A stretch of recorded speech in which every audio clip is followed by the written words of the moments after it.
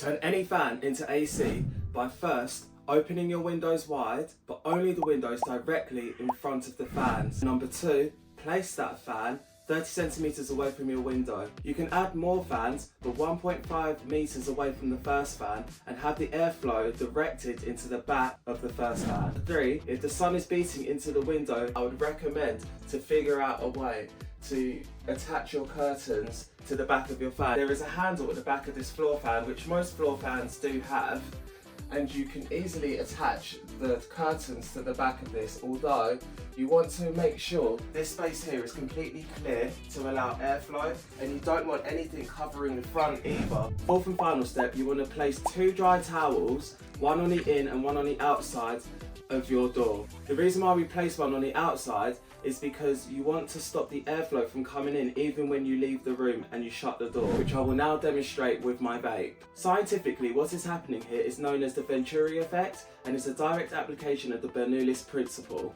The best times to do this is in the evening time when the sun isn't beating directly into your window, or in a room of the house that isn't directly getting sunlight at that moment in time.